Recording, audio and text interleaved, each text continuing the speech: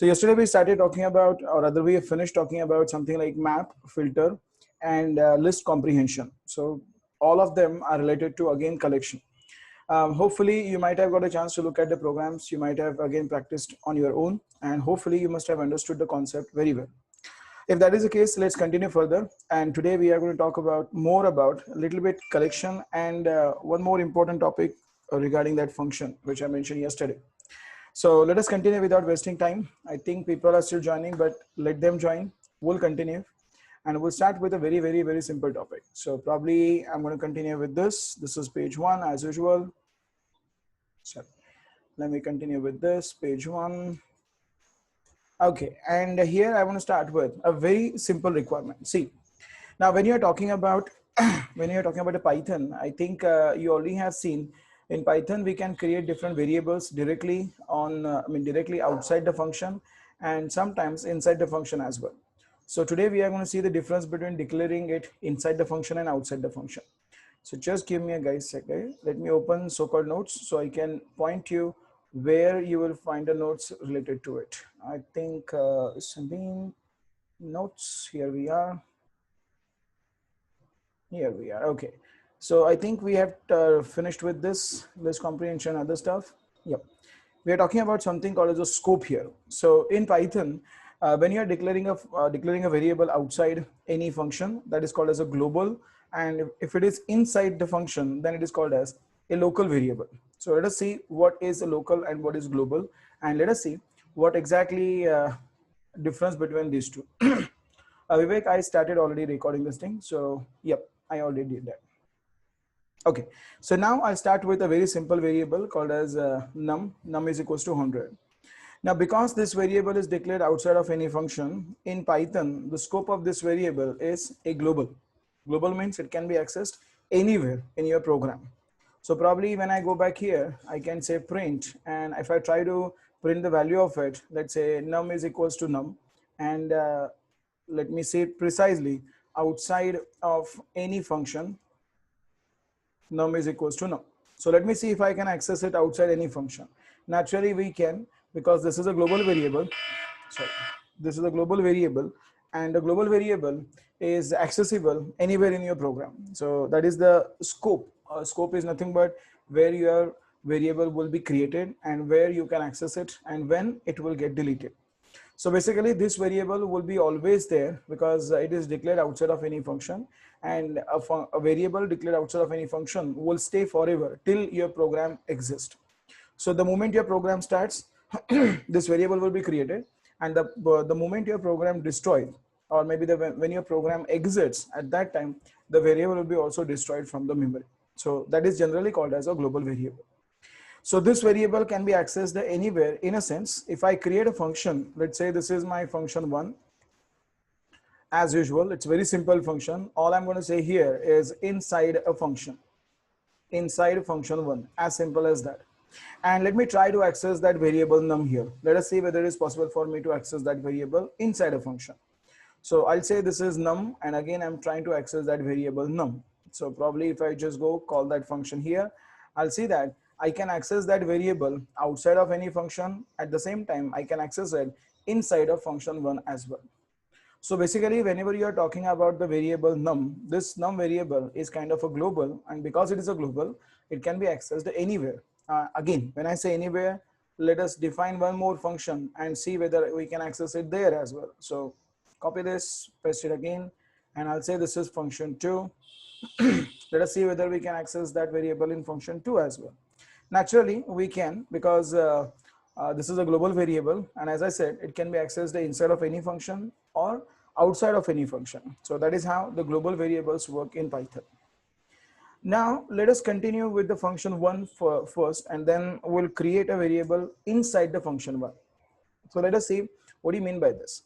Let's say I'm declaring a variable, let's say first name, doesn't matter what it is. Sorry, we are in Python. So first name is equals to Steve, for example. Let me try to access it right here and see whether we can print the value of it. So the first name is equals to, say, first underscore name. So I'm in function 1. I've declared a variable with the name first name, and I'm trying to access it within the same function. Can I access it?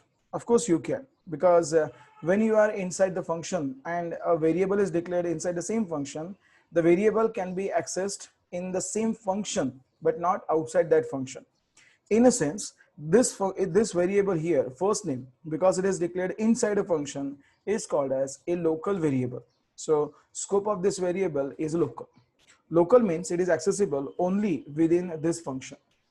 So basically, if I come back here outside of this function, and if I try to access it here, say outside, outside of function one, if I try to access, let's say first name is equals to, if I try to say that first name, you will get an error. I mean, I don't even have to run the application.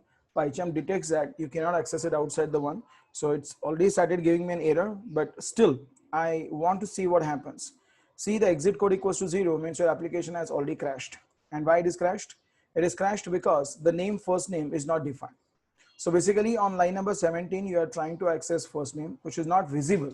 It is not visible because you are using, or you are trying to access a local variable. So let me put a comment here. Cannot access first name here, as it is a local local variable of function one. So the only function which can access that first name is the function one, because that is the function where the variable is declared. Let me try to do this right here inside the function 2 and see whether I can access that here as well. Say again, print. This is first name, which is equals to, trying to access that first name just to see whether it is possible for me to access it inside another function. Naturally, we won't. We see the exit code is equals to 1. That simply means the application crashed. And you see that the name first name is not defined. Where? On line number 25. On line number 25, I see the first name is not defined, or it's not accessible. Again, the same reason why we cannot access that first name here. So moral of the story here is, when you are in Python, there are two scopes available. One of them is called as a global and another one is called as a local. Global variable can be accessed anywhere, whether it can be outside the function or inside the function, doesn't matter. You can access it anywhere in the program. While local variable will be accessible only inside the function where it is declared. So if I declare that variable inside function one, I'll be able to access that within function one alone. Maybe if I declare that variable in function 2, then I will be able to access it only within function 2. So the function, the variable will be kind of restricted to that function only. This type of function is called as a this type of variable is called as a local variable. So when I say local, just say that the local variable will be accessed within the same function in which it is declared. So this is how the variable can be a global or a local, depending on your requirement. Now, Vipin, your question, what if we use first and then declare the num? You can't. So variable, you cannot use it first and then declare it, because unless it is declared, you can't use it. So that is a requirement, not only in Python. This is a requirement from all the other languages as well. You cannot declare a variable, you cannot access a variable before its declaration. And it makes a sense, because unless the value is there in the memory, how will you be able to access it? So you'll have to first declare it. You have to first assign a value to that variable, and then you can use that variable inside your application. I hope I made myself clear, Vipin. Okay. So when you talk about a variable scope, there are two. Remember, one is called as a global, the other one is called as a local. Now there is a small point. I mean, again, it's up to you whether you want to consider this or not, but there are few situations, there are few scenarios which will work a little bit differently in Python. And to discuss that scenario, I'm going to come back here, or rather I'll keep that program as it is because that's a simple one. I'll go one step ahead and we'll show you one more scenario. It's again related to the scope. So this is page 2. Again, in the page 2, I'm going to declare num equals to 100. Again, because it is declared outside of any function, the scope of this variable is global. So basically this is a global scoped variable. And if I want to access it outside the function, outside of any function, I will be. That's what I did earlier as well. I'm going to do it one more time. So outside of any function, num is equals to 100. Instead of saying outside of any function, I'll say before calling function 1, num's value is equals to 100. Now function 1, I have not yet declared. I'm going to declare it now. I'll say this is def function 1.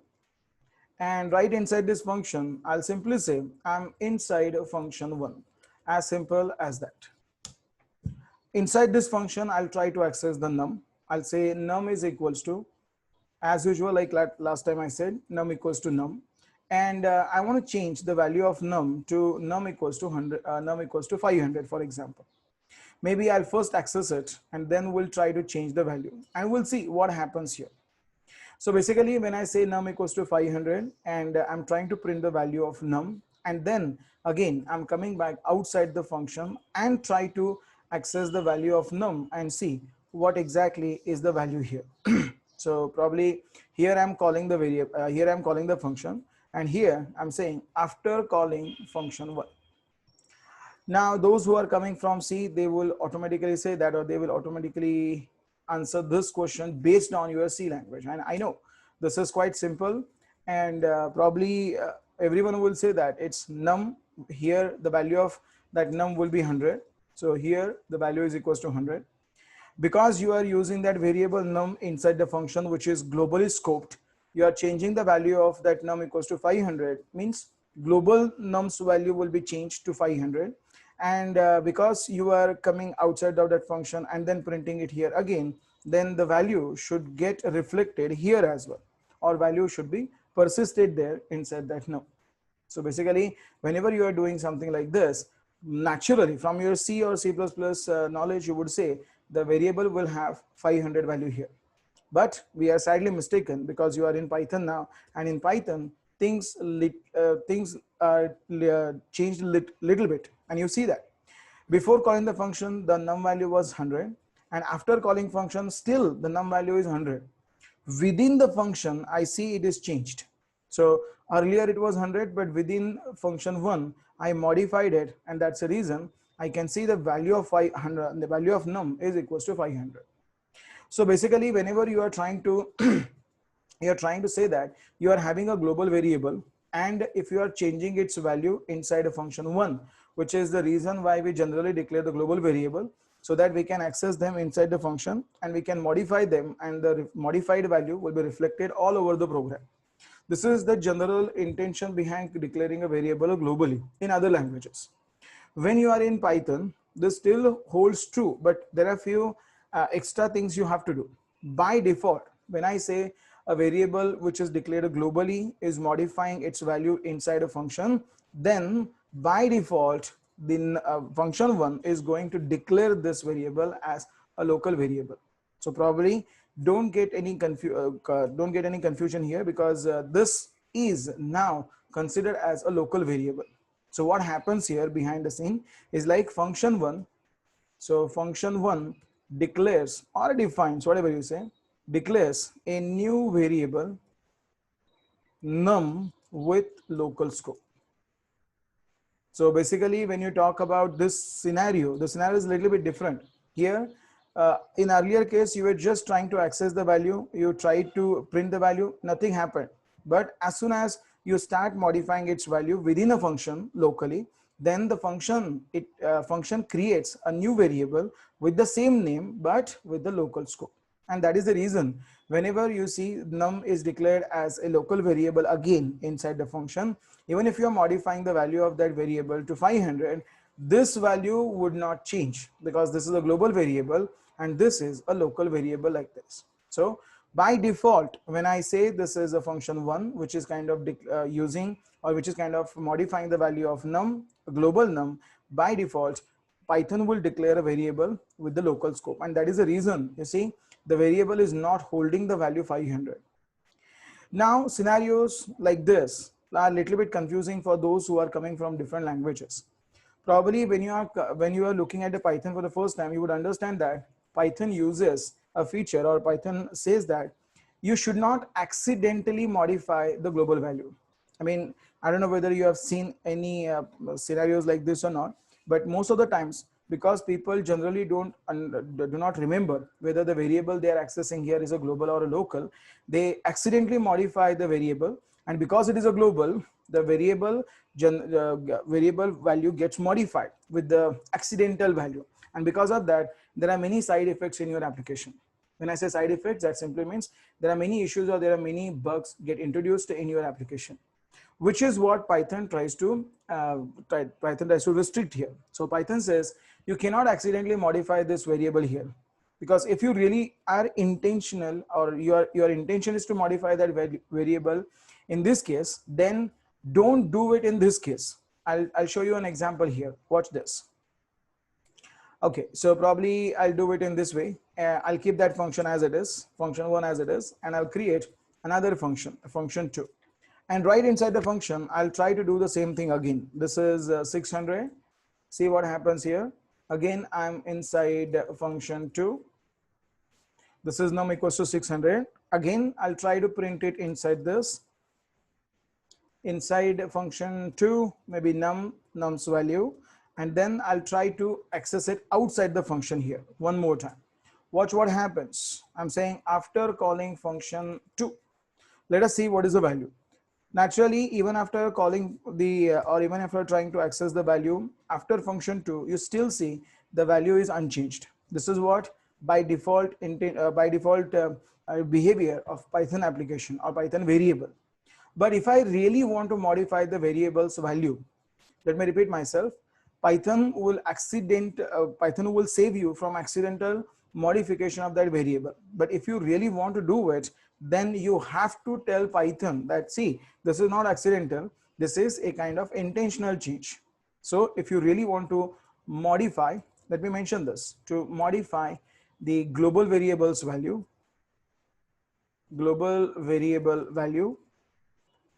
you really have to make some arrangement. You have to say, after this, the num which I'm going to modify. So after this line, the num which I'm going to modify, please do not create a local variable. Please treat this variable as a global variable. Now, this is literally different than other languages. In this language, when you are trying to access a global variable, there is no problem. But when you are trying to modify the global variable, by default, function creates a local copy of it, and then it modifies a local copy, so that global variable would not change its value. I mean, this is a kind of a feature which will save you from accidental global value changes. So to restrict that or to overcome that, you have a keyword in Python called as a global.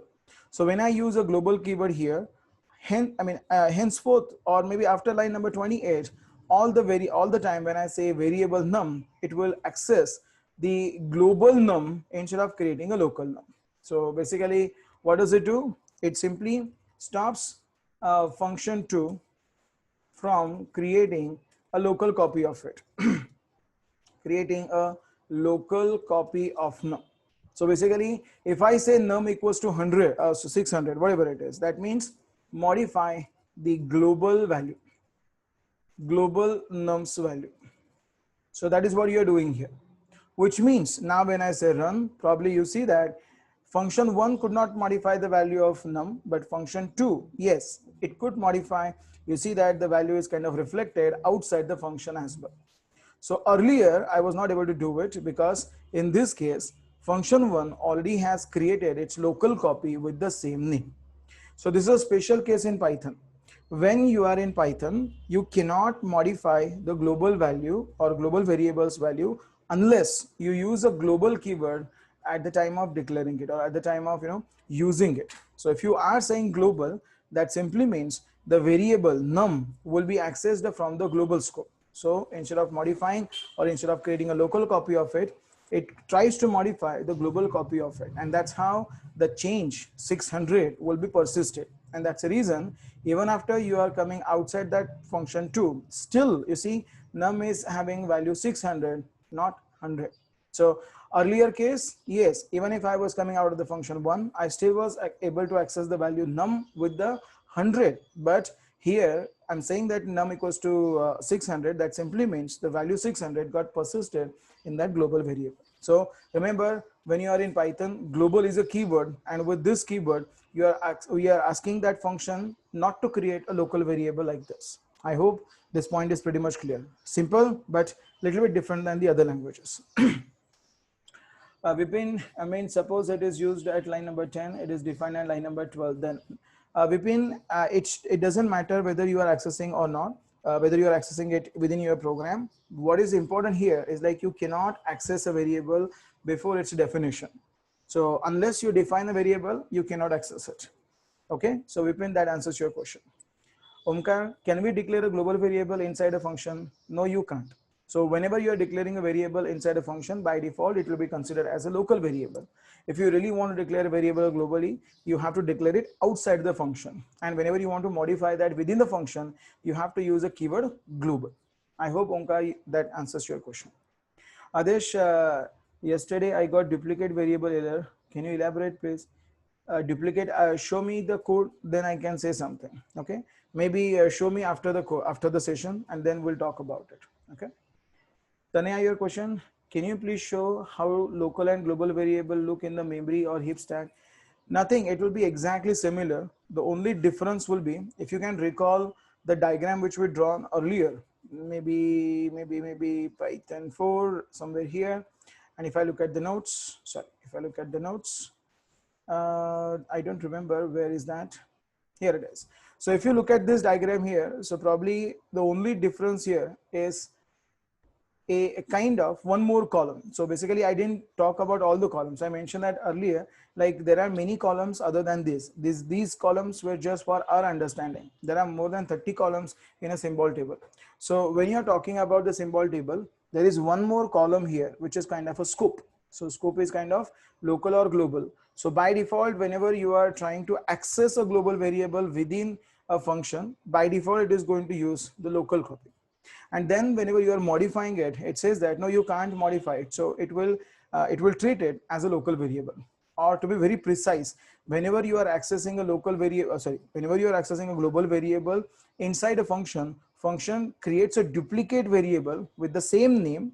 Of course, the address will be different and the value will be same, but you cannot modify it. So if you want to modify it, you have to use the global keyword here. So Tanya, long story short, whenever you are in function, whenever you are in Python's function precisely, every global variable will get duplicated with the local copy of them, so that even if you are modifying those, the global variables will not change their values. This is a kind of a protection from modifying the global variables from global variables with the accidental changes. Okay, so that answers your question. Adesh, your question, so that we can have a number of variables in the same name in a different scope, which is not possible in other languages. No, it's not like that. It's a little bit different story. In this case, it is going to create a variable with the same name, true, but with a different scope. So this is the local scope and this is the global scope. So here, not only variables, but also their scope matters a lot. In other languages, it's just a variable name. Here, the variable name and the scope will create a unique pair. Okay. So now you know that there are two scopes here. One is called as a global scope and other one is called as a local scope. So remember this, because the point which we are going to talk about after this is going to need this particular understanding. Remember which I mentioned yesterday, like today we are going to look at one of the most difficult topics in Python, something called as a decorator. I mean, it's a little bit simpler than others, provided you understand the concept behind it. Otherwise, if you do not understand the concept, it is the most difficult one. But anyways, we'll try to simplify it. But to simplify that, you need to remember or need to understand this particular topic here. Okay. So make sure that you are getting the local and the global variable. Now, because we are already knowing the fact that there are global and local variable, always remember whenever something is declared within the function, by default, it will be considered as a local. So that is only one thing that you should keep in your mind when you are writing Python's function. Okay. Now, being said that, let me continue with the page 3 and we'll see a small topic before we start with the actual decorators. Now, this is again related to what we have seen yesterday and what we are going to see today. So, I'm talking about a function itself. So, there is a function, for example, say this is the def function 1. And let's say instead of saying function 1, I'll make it as an add. So, probably I have an add. And then I can say function P1 and P2, the parameter P1 and parameter P2. I want to go for simple addition here and say P1 plus P2, and then I'll print the addition result here. So addition equals to addition. That's it. Okay, let me just call that function and say add and say 10 and 20, whatever it is. So I'm just going to call that function 10 and 20 by passing 10 and 20, and yes, I'll get the addition as a 30. Everything works successfully. I mean, there is no problem here. It's a very simple program. Now I've changed my mind. Actually, I wanted to get the addition of 10 plus 20 plus 30. How do I do this? If I try to call that function again by saying add 20, 30, 10, 20, and 30, Python would ignore that 30 and it will say that, hey, you can't do it because you are using only 2 parameters here. So Python says, hey, you can't use that 30 variable here. Which means if I really want to add 3 variables or 3 parameters, then I'll have to create one more copy of it and then add P3, and then P3 will be added here, and then we have to call that function add1. So wherever you're talking about something like the scenario that you want to pass multiple parameters like 10, 20 or 10, 20, 30, or tomorrow if you want to add, let's say 4 parameters or 5 parameters or 10 parameters, in this case, you have to create different versions of your application, versions of your function based on number of parameters.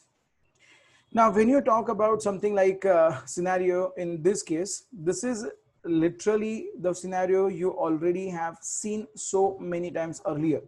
You would not notice it right now, but wait a second, I'll show you that later. But right now, see here, when I say 2 variables, I can pass them here and I can get them added. When I say 3 variables or 3 parameters, I'll pass them here and I'll get them added here. I want to design a simple function that can add any number of parameters. So this is what I want to do now. But how do I do it? I mean, to do this, probably I'll have to think about some different scenarios or some different use case here. Check this out. So now I want to come back here and say, I want to write a function add. Okay, so watch what happens. I'm going to say function add, and right inside this, I'll say function, and I'll say inside function add. I'm showing you something, just pay attention right now and say, I'm going to make a call to that function add. Very, very simple. I want, first let me run the application to make sure that yes, the function 1 is getting called. So I want this add function to add n number of parameters. As many parameters as I'll send to that add function, I want it to add all of them and to return the addition of them. So how do I do this then? Now to do this, when you are in Python, you will want to turn this function into something called as a variable length argument function. It's called as variable length argument function. Now, when you say something called as a variable length argument function, this is nothing but passing n number of parameters to your function based on your requirement. For example, I can pass 10, 20, or I can pass 10, 20, 30, or I can pass 10, 20, 30, 40, or I can pass 10, 20, 30, 40, 50, and so on and so forth. So if I want a functionality where I can pass any number of parameters here, then I'll have to turn this function into a variable length argument function. But how would you do that? Believe me, it's very simple. Again, to make the function or to turn the function into variable length argument function. By the way, variable length argument, in a sense, the variables, or I'm sorry, the arguments or the parameters here are variable. You can pass 2, 3, 4, 5 or n number of parameters. So number of parameters are not fixed, they are variable, and that's the reason this scenario is called as a variable length argument function.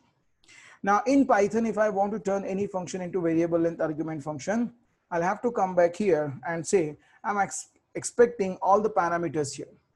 Now you decide anything here, doesn't matter, params, arguments, you decide what you want to go for. I'll say arguments better.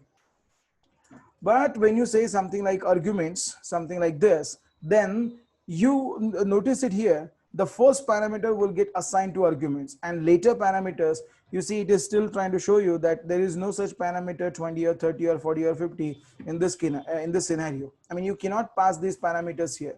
See, the 10 was highlighted earlier, but now it is not highlighted. Simply means the 10 will be passed inside that arguments. Now, when you talk about this type of function, maybe instead of saying arguments, I'll make it short, args. That makes more sense. So when I say I want that function to be treated as a variable length argument function, all I need to do here is simply go back and say, make it a star. Again, Python does not support pointer. So this is not a pointer to function, or this is not a pointer to variables, or this is not a pointer at all. This is a way to say that a function can accept any number of parameters. So probably if I just remove this args and try to print it here, see here, I'm trying to say that args value by printing it on the console, and you will see that, you will notice that it's just the first parameter. So it says that it takes one positional parameter but two were given. So probably if I just call this function only with one single parameter, there is no problem. See, in my first iteration, I got that args is equals to 10. So whatever first value will be assigned to that variable, that value 10 will be displayed here. But otherwise 20, 30, 40, 50, all of them are not possible. I mean, it's not possible for us to pass them at the time of calling that function. It's just because this is a normal parameter or a simple parameter which is going to hold only one value. But I want that to hold multiple values, and that is the reason this is a kind of arrangement we are doing. This is not a pointer. This is just to say that a variable, a function add may accept multiple length of parameters or multiple arguments like 10, 10, 20, 10, 20, 30, so on and so forth. So probably if I say run this time, see what happened here. So probably when I say inside function, not only my function worked or not only my program worked, but also I got the result. See, when I pass only one parameter, args is equals to 10 comma. When I pass two parameters, is args is equals to 10 comma 20, 10 comma 20 comma 30, and so on and so forth. Can you just tell me what do you see here? What is the type of that args? I mean, I don't want to print the type right now, but you can easily tell me like what is the type of args. Look at this and tell me what is the type of args. What is it? Exactly, it is called as a tuple. So basically, if I just come back here and just prove the fact that the type is equals to maybe the type of args, you would notice that every single time all the values will be just collected inside of one tuple, and that args will be considered as a first tuple. That's it. So probably whenever you are doing something like this, you are kind of saying like this function add can accept any number of parameters. So this is the way to do it, as simple as that.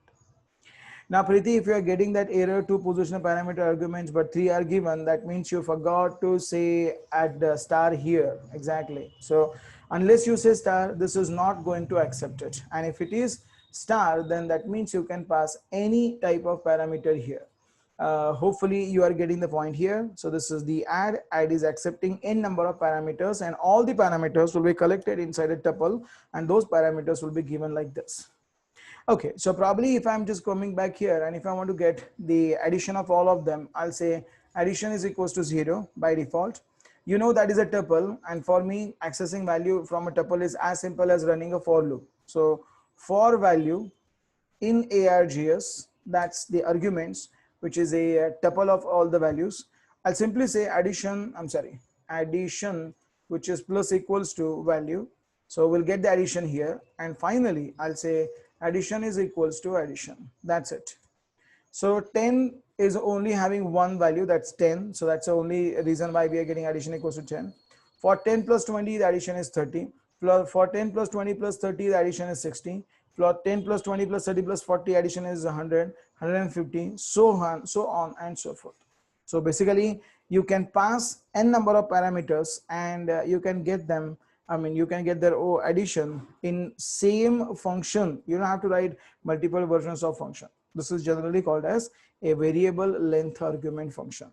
It's not only Python, almost all languages support variable length argument function. The way they support or the way or the syntax they use may differ, but functionality is going to be same. I don't know whether you have seen a function called as a printf in C or print in Python. All of them are by default considered as variable length argument function. You can pass a number of parameters there based on your requirement. Okay. Kundan, your question, 10 comma, why comma is there? Okay, why are you asking the question? Actually, I should have asked that question. Can you tell me why comma is there? Kundan, this is a question you asked me. Actually, I wanted to ask that question because yesterday I talked about this special case. I mean, if you would have seen yesterday's program, or if you were there yesterday's in yesterday's session, you would definitely understand what is written here. Yes, anyone is saying some? Yeah, exactly. Exactly. Ketan, correct. Absolutely. Sangram, yes. Akshita, yes. Absolutely right. So this is a special case which is saying that there is one tuple with only one value. So there is only one tuple with only one value. If I do not put a comma here, this will automatically get converted to integer. Okay. So Kundan, this is the special case which tells you that this is the tuple which having only one single variable or one single value within it. Okay. Okay, Rishikesh, your question, but in first 10 it's a integer, but the comma is missing. No, it is there. The comma is there. See that this comma is there. The addition is a result. That's the reason why there is no comma, but there is a comma. Rishikesh, you see that right here. Okay. Okay, so probably I think you got the point. This is called as a variable length argument function. Now I'm going to need this later today. I mean, why am I talking about these two scenarios or these two different things at a time, like the scope and this one? Because I need both of them in my next example. So understand that, okay? Why using addition equals to 0 on line number 21? If I, sorry, if I do not do it, sorry. So if I do not do this, if I do not declare addition equals to 0, how else will I be able to add all of them together? So Suyog, this is a just kind of logic. So you are saying by default addition is equals to 0, keep on adding all the values in it, and then you will get the final addition. Now, when you talk about any function in Python, I hope you know that a function can be called by passing the arguments with two different strategies. I may call this function add1 as p1, as 10 and 20, and I may call this function by saying p1 is equals to 10 and p2 is equals to 20, something like this. So probably when you are in Python, the function can be called by using a arguments value or arguments alone, or you can also pass the arguments with the parameter name. So there are two strategies. One is called as a positional, and the other one is like by using the parameter name. So this is another strategy in Python. So when you're thinking about calling this function by just passing the arguments like 10, 20, 10, 20, 30, and so on and so forth, this style works. There is no problem. But think about another scenario. Like when I call this function, say, if I'm just coming back here, and if I say add, and if I say p1 is equals to 10 and p2 is equals to 20, for example, and p3 is equals to 30. I know there is no such key there, or there is no such parameter there with the name p1, p2, p3, but just simple. I want to pass the, I want to pass the arguments along with the parameters name or the key name, like p1, p2, p3. See what happens. Now, when I say run, this application is going to crash saying the addition got an unexpected keyword argument called as p1. And you know that the addition, it's not having any of the parameters here. So how will I make the function to accept any number of parameters, either passed as arguments like this or passed as the key value pairs, where the key is nothing but the parameter name. Now to do this, whatever we have done earlier, it was a kind of half of the solution. If I want to make it a completely variable length argument function, then I would say this is a comma, and I'll use it as kwargs. Args and quarks, these are two variable names. You can use anything here. My var 2, your var, her var, their var, whatever it is. That is, that doesn't matter. This is a variable name, this is a variable name, or this is the parameter name, this is the parameter name. The only matters, the only thing which matters here is the first parameter should be a star and the second parameter should be double stars. So this is called as a args and this is called as a quarks. Args, where there is a star, will be considered as the list of parameters or list of arguments which are sent with only the values like 10, 10, 20, 10, 20, 30, so on and so forth. Quarks, on the other hand, will be again considered as a collection, but this collection will not be only values. This collection will have the key value pairs, like P1 equals to 20, P2 is P1 is equals to 10, P2 is equals to 20, P3 equals to 30, and so on and so forth. Let me do one thing. Let me come back here and say print, maybe right here, I'll just copy and paste, and I'll say that this is the quarks, this is the quarks again, and this is quarks again. Now, I wanted you to answer this question, but it's okay. Let me print it here, and you can see that by default, whatever parameters I was passing, P1 10, P2 20, P3 30, all of them are passed as a curly bracket, something colon something, something colon something. Yesterday, we already have seen that this type of collection where you are having the collection of key value pairs is known as dictionary. Yes, this is exactly what we have seen yesterday. And that's the reason why I'm talking about this today, because we now know what is a tuple and we now know what is a dictionary. You see that the first parameter is the tuple and the second parameter is the dictionary. So dictionary is going to have only those parameters which are passed along with the parameter name, or arguments along with the parameter name. While the tuple, that's ARGS or args, will contain all the all the parameters which are passed without the parameter name. So that is how we can use it. Let me repeat myself. Args and quarks, both of them are variables. I may say my var, I may say something here, and all of this is completely okay. I mean, there is no such hard and fast rule that it has to be quarks. You can say my var as well and still it works. So Prashant, this is not a keyword, this is just a style. I mean, this is just a convention to say args and quarks. You may use something at the place of args, you may use something else at the place of quarks, and still it will work. Just make sure that the first parameter will have star, the second parameter will have double star. Don't get confused here. Star here does not mean pointer, and star star does not mean pointer to pointer. This is just a way to say that args is considered as a tuple and quarks is considered as a dictionary behind the scene. Okay, so this is how it is going to do the job. Adesh, your question, why args not taking parameters into a list? Why tuple only? I hope you understand this now. I mean, who better than you can understand that, because when you're talking about the list can modify the values. Do you understand? So if I'm passing the values, exactly, a list is mutable, and that is the reason why list is not used here. Tuple, on the other hand, is immutable, means once the values are passed, you cannot change them, and that's the reason why it is kind of a tuple and not the list. Second one is nothing but a dictionary, because it has to be a dictionary. It has to be a dictionary because you know that you are passing key and value, and the one which is having the collection of key value pairs is called as dictionary. Okay, so this is how we can do it. Okay, no, there is no other reason, Adesh. That's the only reason why Python has decided to go for tuple and not for list. Okay.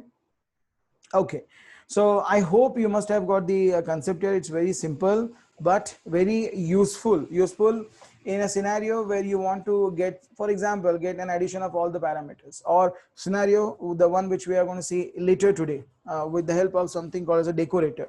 So there also you are going to find this very, very, very useful. We'll see that function in some time. Prerna, your question, in function, which function? Okay, any function. How to check the way the function is called? Do we need to check whether the arguments or quarks is empty? Basically, when you're talking about that function, if you want to see like whether the function is getting called only with the values or maybe values and the parameter names, then there is only one option to check whether the tuple is empty or whether the dictionary is empty. That way you can do it. But most of the times, again, precisely to answer your question, there are many scenarios where the combination is used. In a sense, few times you might see that values will be passed like this: 40, 50, 60, and P1 equals to 10, P2 equals to 20, P3 equals to 30. Which means most of the times you will see that you will get both tuple as well as dictionary in place. So tuple will have all those values which are passed alone, and probably dictionary will get the values which are passed with the parameters name. So most of the times, Prerna, this is the way you will generally call the function in Python.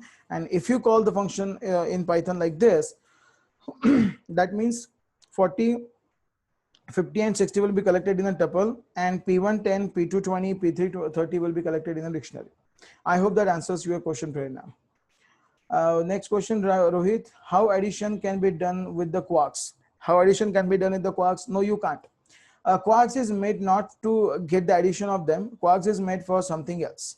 You will see if the collection or the dictionary has a particular key, and then you will use it accordingly.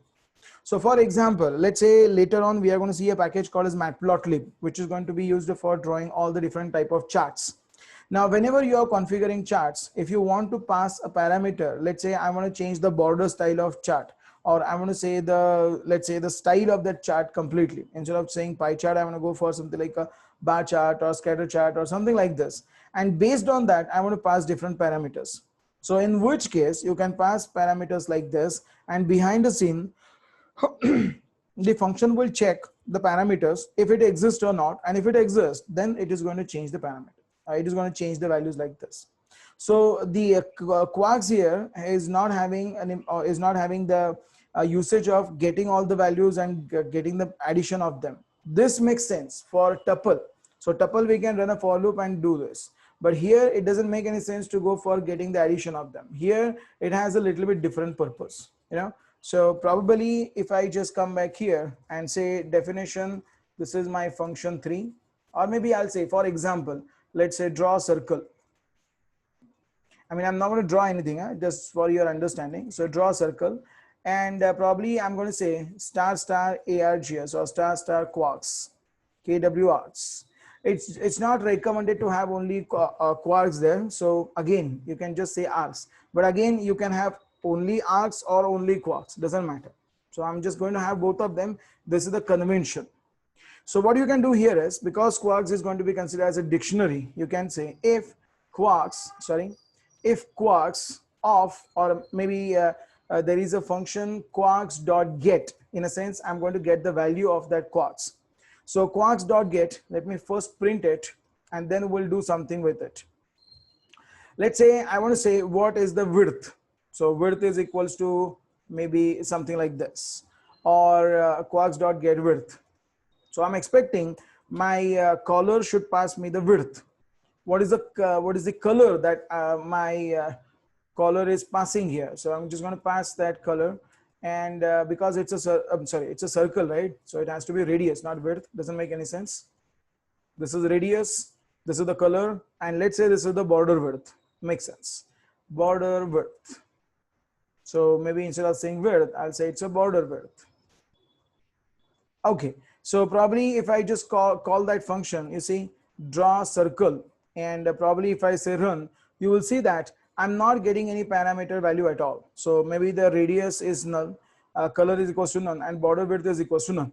So how the implementation should be in this scenario, I'm just going to show you here.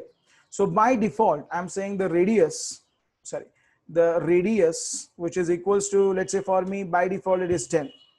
Or maybe I can say color. I hope you can understand. This is how we already have done that yesterday. So probably you can understand this. Color is equals to red.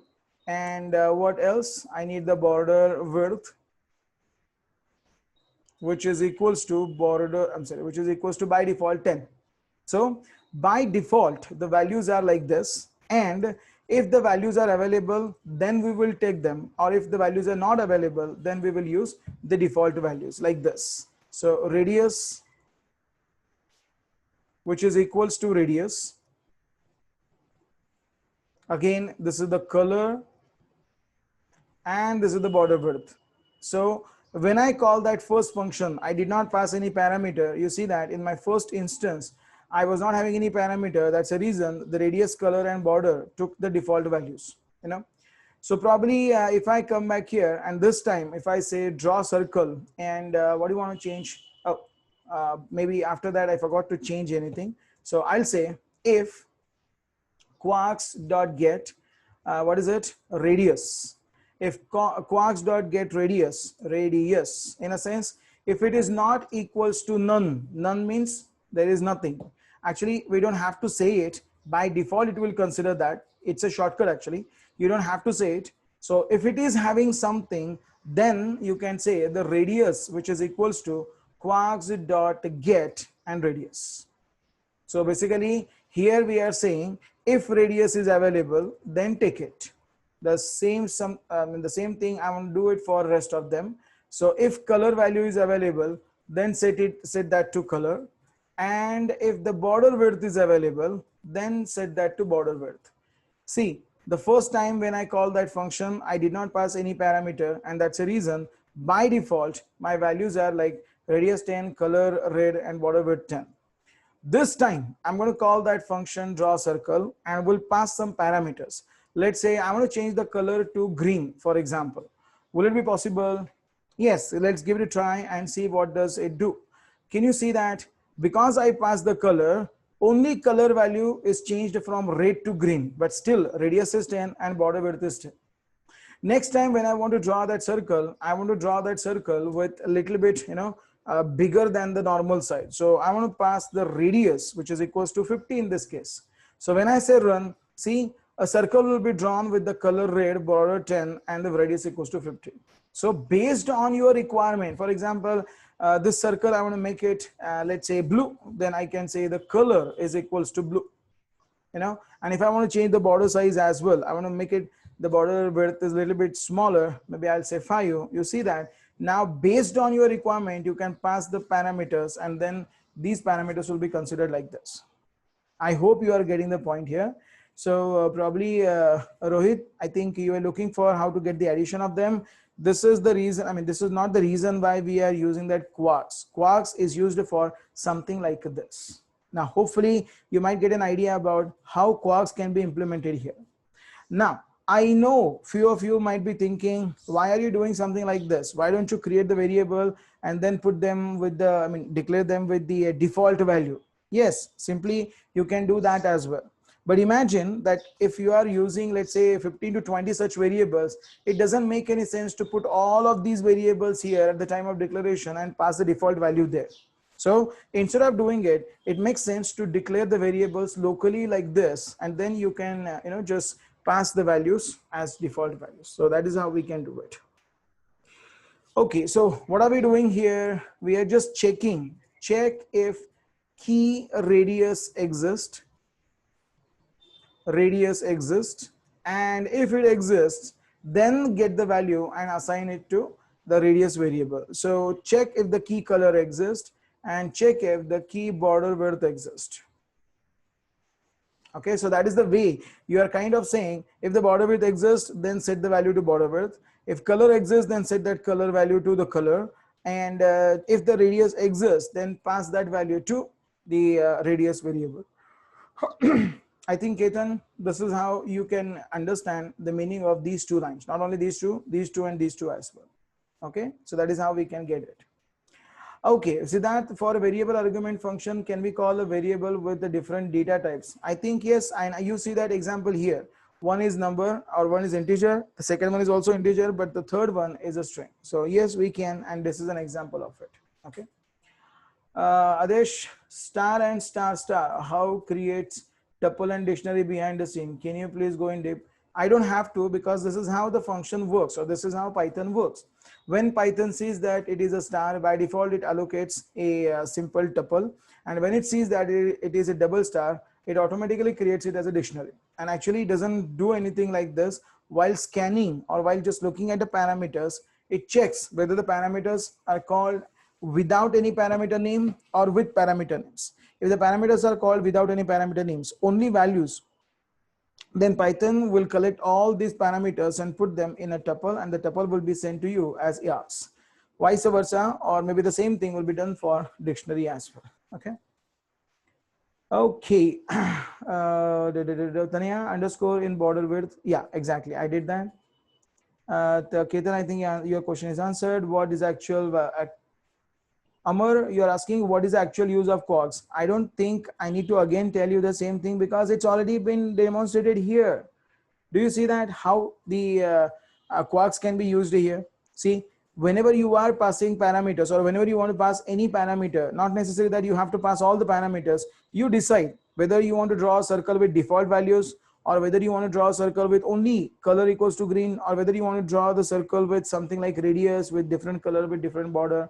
That's how you can do it.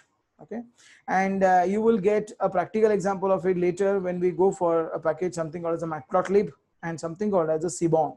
So there you will see it. Okay. Okay. I think Amar, you got your answer.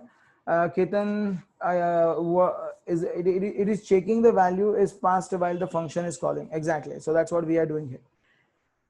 Vikas, your question, is it compulsory to put it in if? Yes, it is compulsory, because otherwise you are going to override the value, override the existing value with none. I mean, if I don't do it, then if I do not pass the value, then radius will be set to none. So that is how we'll have to check it first, and then we will do it there. Okay. Milling, can we draw the actual circle? Of course, yes, but not here. We'll do it in matplotlib. Okay, so I'll show you there how to draw a circle, how to draw this, and blah blah blah with matplotlib on chart. Anyway, so this is how we can deal with getting a function parameters dynamically, or a function parameters with the variable length. It can 2, it can be 4, it can be 6, it can be 100. It doesn't matter. So that is how we can do it. Okay. Okay, so you can have anything in ARG. There is no such a requirement that you have to have only numbers or you have to have only string. You can literally have anything here. What is not going to change is like the data type of args will be always a tuple, and data type of quarks will be always dictionary. That is not going to change. You can pass anything here, but at the time of reading the values, by default, args will be tuple and quarks will be dictionary. Just remember that. Okay. Now let us continue with the next point. Okay, now let us continue with the next point and see what exactly the main, the main point that we wanted to discuss today. And this is a little bit difficult to understand for the first time. So please pay attention. This is a little bit different and little bit difficult to understand. So see what that concept is and how we can use that concept to do many frequently required functionalities. I'll show you a couple of them today. Now, what I'm trying to say here is like I have a very simple function. First, understand the concept. So this is a very simple function, function 1.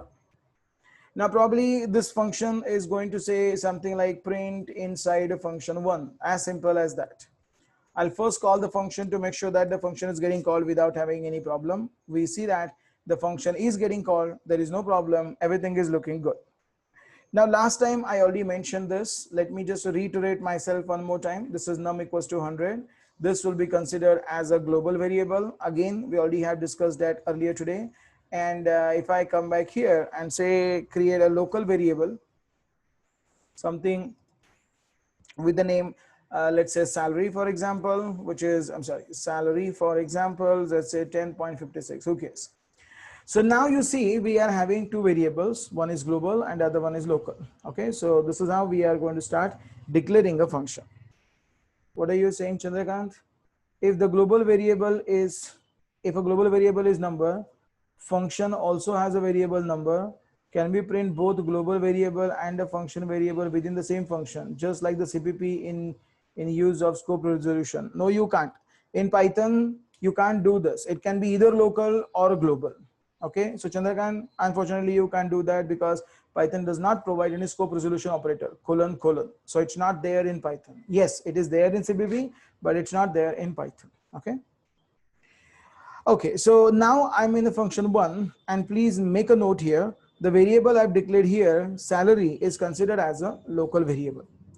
Now, do you remember something? I mean, I mentioned this earlier that whenever you are declaring a function, behind the scene, the function is getting allocated in this, in memory, in this case, in this way rather. So whenever you are declaring a function like this, by default, it creates a variable, which we generally call it as a reference. And this reference contains the reference or contains the address of that memory where the function body exists. So this is something that we have discussed earlier. And I want you to recall this, because unless you recall this, unless you understand this, this concept is a little bit difficult to digest. So first, tell me, do you understand that? Have you ever seen this diagram after we have discussed earlier? I mean, do you recall this diagram right now? Do you know that whenever I'm declaring a function, function one, behind the scene, it is going to create a function one, and then it is actually going to create the function body as a separate object, and then that object will be referred by a function one reference. If you can recall this, let me show you something else now. And now you need to answer this question. Maybe I'm going to come back inside the function and say def function, or maybe I'll say this is inner function one. Oh, maybe I'm declaring a function here. I'm saying like inside inner function, and I've declared a function here. Now behind the scene, again, there will be a variable with the name inner function one, and that function one, inner function one variable will point to another variable, another memory object. So basically, whenever you are talking about this scenario, function one and inner function one, both of them are nothing but the variables pointing to another function objects. And there is a proof. I mean, we can easily come back here and we can check that here and say, hey, show me function one where it is loaded, and show me the function one's type. So probably I'll just come back here. I'll say this is the function one's type, and tell me what is it. So probably you can see that this is the function one which is loaded at this particular memory location, and this is the type of it. The type of it is function. We know that. That means it is considered as a variable. The same is true for inner function as well. So probably I can say this is inner function inside this and inside this. So probably I'll check that here, and you will see that the inner function is also pointing to a function one dot locals inner function one, blah blah blah blah blah, memory address, and finally this is also of type function one. In a sense, whenever you are creating a function, whenever you are declaring a function, behind the scene it is going to create a variable. And because it is going to create a variable, earlier today we talked about the scope. Now looking at the scope, can you tell me what is the variable inner function one scope? What is the scope of inner function one? Because ultimately that, though there is a function, it will be created as a variable. So can you tell me what do you think the variable inner function one's scope will be? Of course, because it is declared inside the function inner function one will be considered as a local function. Behind the scene, that is a local variable, but for us it is a local function. The function, let's say function one, which is not inside any function, called as a global function. You can say global function, or you can simply say a function itself. That's okay. So whenever you are talking about a function in Python, there can be a global function or there can be a local function. A global function is the one which is called outside of any function, and the local function is the one which is declared within another function. So this is a global function, this is a local function. The local function will be accessible only within the global function, or only within the outer function. This function is also called as an outer function. Make sense? And this function maybe here is also called as an inner function. That's the reason I named it as an inner function one. So basically, whenever you're talking about function one becomes the outer function, and inner function one becomes the inner function. So inner function is a local variable or local or a local variable or a local function, and inner function is accessible only within the local function. In a sense, if I want to make a call to that inner function, probably I can make a call to that function here. But I mean, let me try this. You see that I'm able to call that function here on line number 19, and it is saying inside the inner function. Wow, it made a call to that function, everything worked. But if I come outside that function one, and if I try to call inner function one here, you will see that I'm getting an error. I'm getting an error just because there is no way I can call that function outside that outer function, because the scope of this function is inner, and because the scope of this function is inner, I cannot call it outside function one. And if I cannot call it outside the function one, I cannot write this particular statement. So let me put this in comment. So you can't call that function outside the function one. I hope you are getting the point. Ketan, you are saying it means inner function variable will be stored inside the function one body. True, absolutely.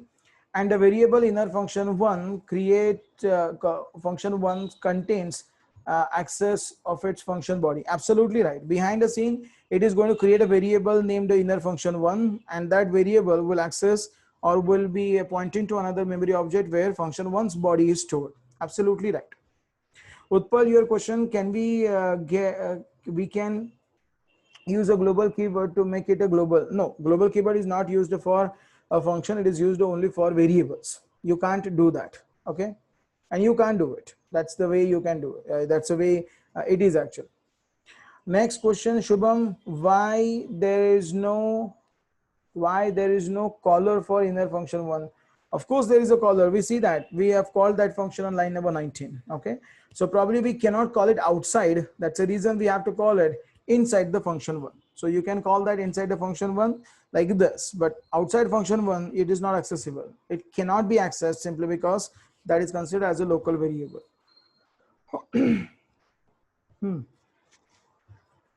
Can we call it inside the outer function? We already have called it.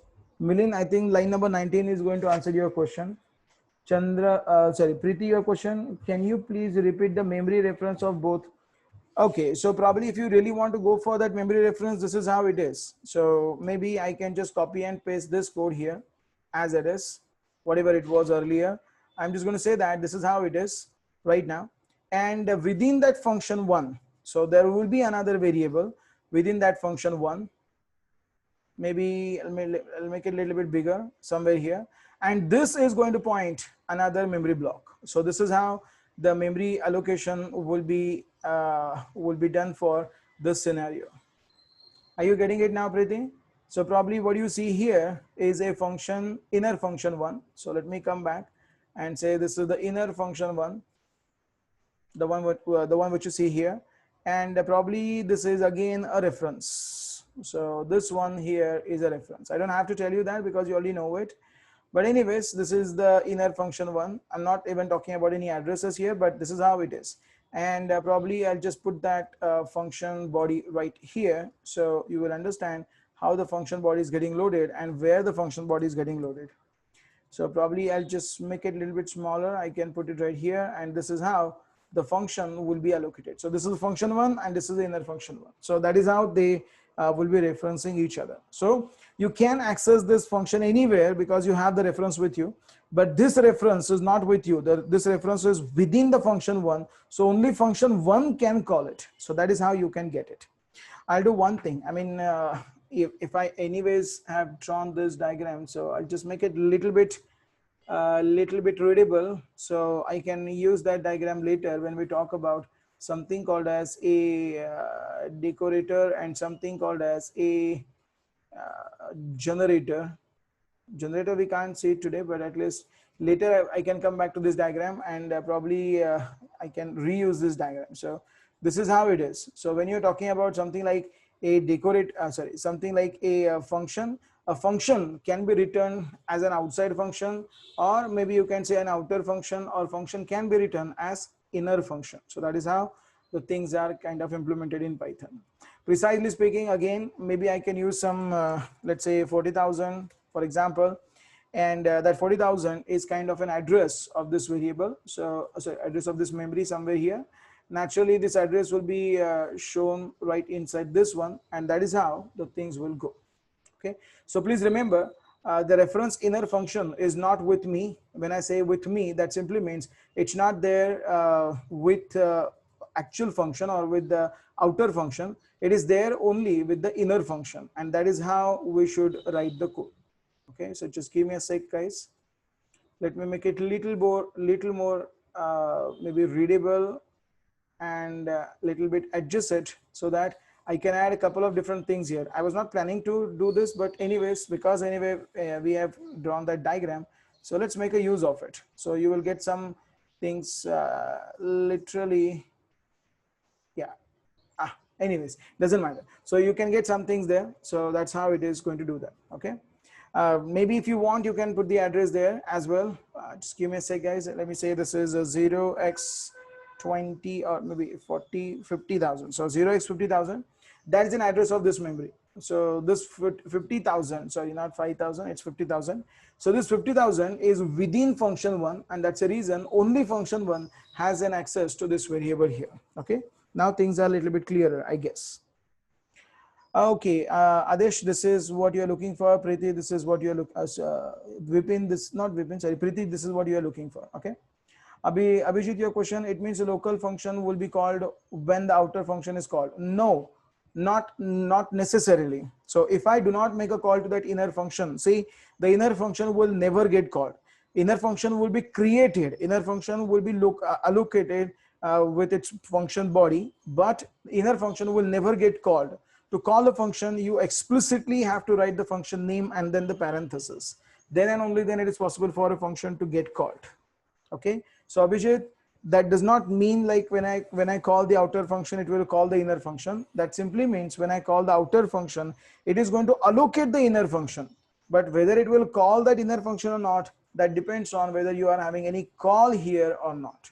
Okay, so get these things. This is how you can do that. Okay, good. Okay, so now hopefully you are getting the point, and probably you can understand like this is the way we are kind of using that inner and outer function relationship in Python. Meaning after function 1, you call your C, not able to read it, just give me a sec. A function you call it, my question is, can we call it outer function before the definition? Obviously, obviously, if the definition is provided somewhere down the line.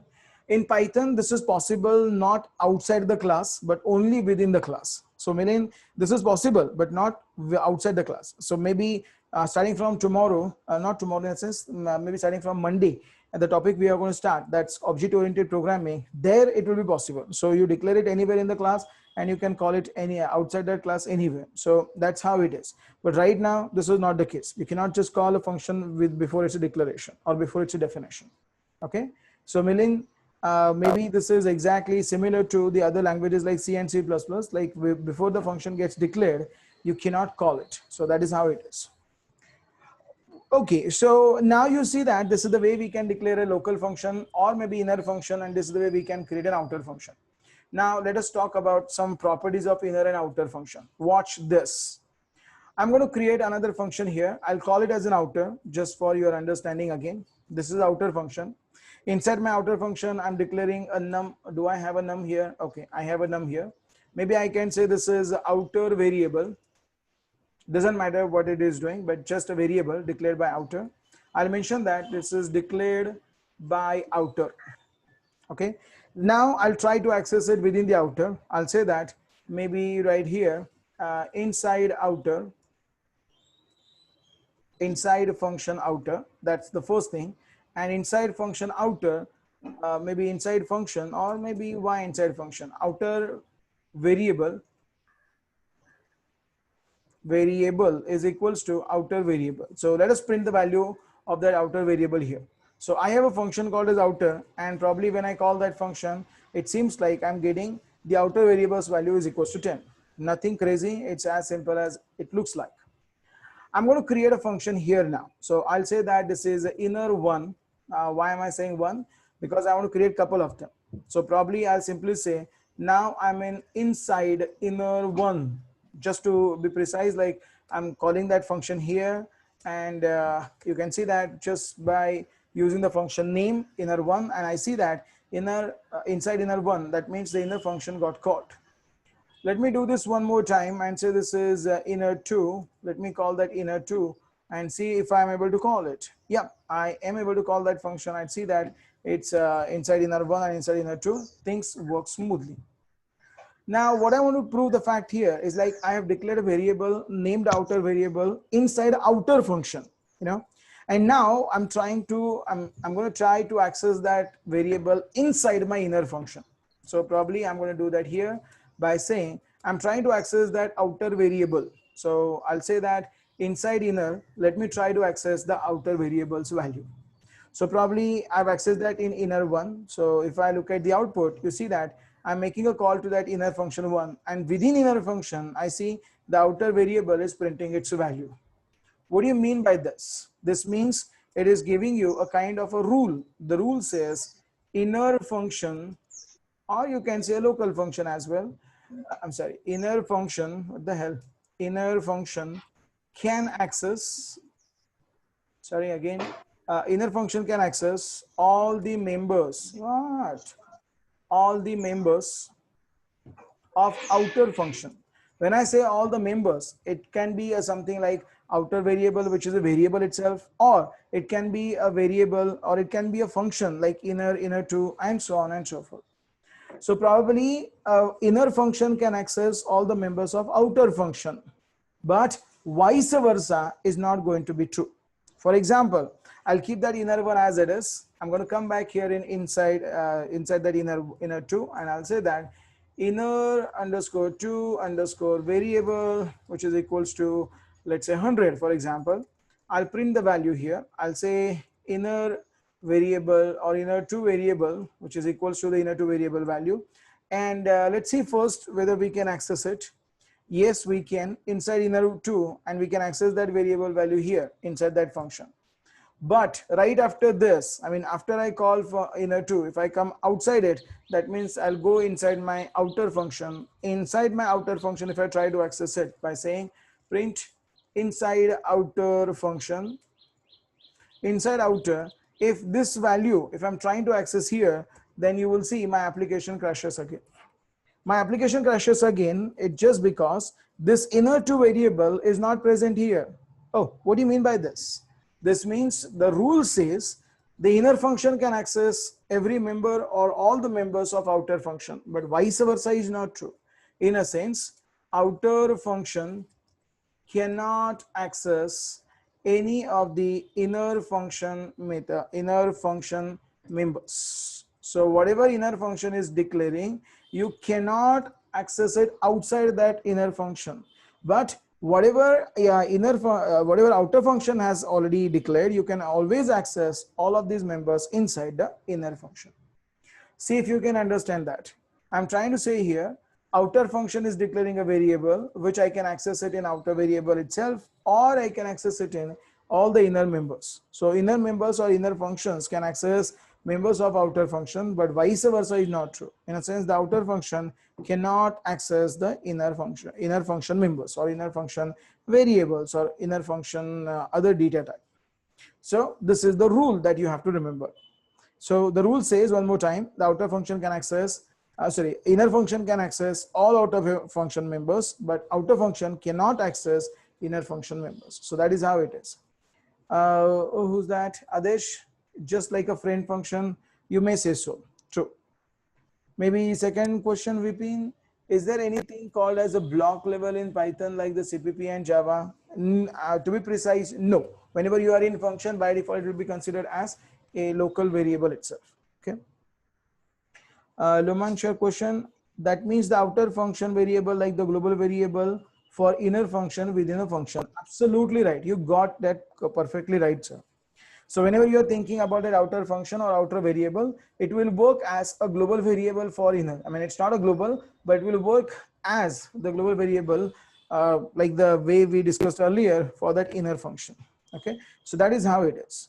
Whenever you are declaring a variable, please make sure that you know where it is getting declared, and you know that who else can access it. So probably right here, the situation is I can declare it inside my inner function, and then I can access it only inside the inner function. If I declare it inside my outer function, I can declare it in outer function as well as in inner function. So that is the rule that you have to remember.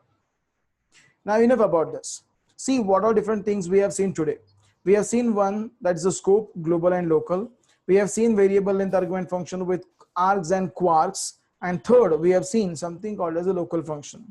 And just now we said that in local function, inner can access all the members of outer, but outer cannot access any of the inner members, inner functions members. So this is what we have discussed till now. Now we are going to come to the actual point. And when I say the actual point here is how to use that decorator and what is the use of a decorator. Not sure whether we will be able to finish that entire program, but let's see, we'll try anyways. So I'm going to continue with the second page, in the sense the next page, and we'll see what is the concept of that decorator there. So before we talk about the concept of decorator's concept, I'll show you a quick example. We'll see the problem, and then we'll see why and how the decorator is going to solve the problem. Okay. Ketan, hold your question. I'm not even going to read that question right now because I said earlier, don't change the topic. We'll talk about that later. Yes, there is, but we'll talk about that later. Okay. So right now, when you talk about that concept, to implement that concept, I'll say this is page 5, and right here we'll see something called as a decorator, but not decorator. One step be the one step you can say, maybe we are going to go one step back. First, we'll understand the problem, and then we'll come back and say how decorator solves that problem. Now, my requirement here is like this. See if you can understand that. My requirement is like this. I have a function. Let's say this is add function, which is kind of doing the addition of these two members or variables. I'll say this is print. I'll say addition, which is equals to P1 plus P2. Let me copy this and say paste couple of times. So this is addition, subtraction, multiplication, and deletion. That's what I'm going, multiplication and division. That's what I want to go for. Subtract, for example. Next one here is subtract, then multiply, for example, again, multiply. And finally divide. That's it. So I have 4 functions here. So 4 functions like addition, maybe I'll say subtraction. And in that subtraction, I'll simply say P1 minus P2, as simple as that. Multiply, which is going to print the multiplication, which is going to be like P1 star P2. And finally, this is division. So division, it's like P1 divided by P2, as simple as that. Now, let us see whether you can solve this problem. My problem is this. I have, let's say, a couple of pairs. Pairs in a sense, I have, let's say, 10, 20, or maybe I'll say coming back here and say 20, 30, or maybe 30, 40, whatever you say. So I have few pairs and I want to perform addition, subtraction, multiplication, and division for all of them. 30, 40, 50, or let's say 50, 50, 60. It doesn't matter actually, it's okay. But this is how I want to do it. And let's come back here, say 70, 80. And finally, one more time, 90 and 100. That's it. So I have few pairs like 10, 20, 30, 40, 50, 60, 70, 80, and 90, 100. I want to get the addition, subtraction, multiplication, and division for all of them. Can you tell me the logic? How would you implement it? I'm not saying like you have to write the entire code, but can you just tell me, can you just give me a hint? Like this can be done in that way, or this can be done in blah, blah way. So how do you do that? I want to get the addition, subtraction, multiplication, division for all of them. Let's see who can answer that question.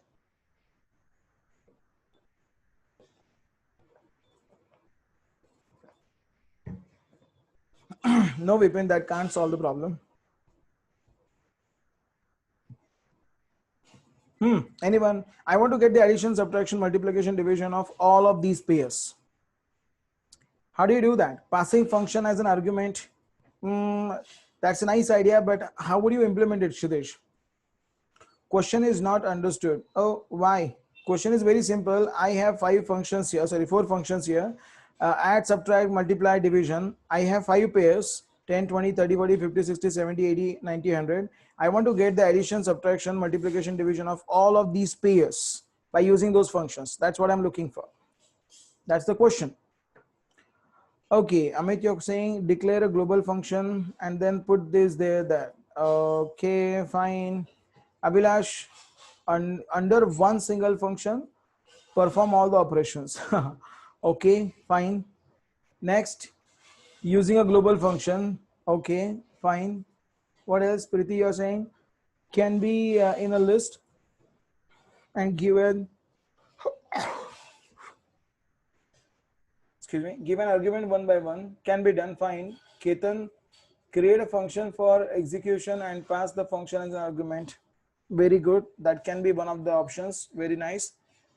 Good suggestion. Amit, you're saying, and call outer function. Fine. Akshara, you're saying we can take all 5 functions as inner functions. Very good. And what are you going to do with it? Inner function and call the function. Okay.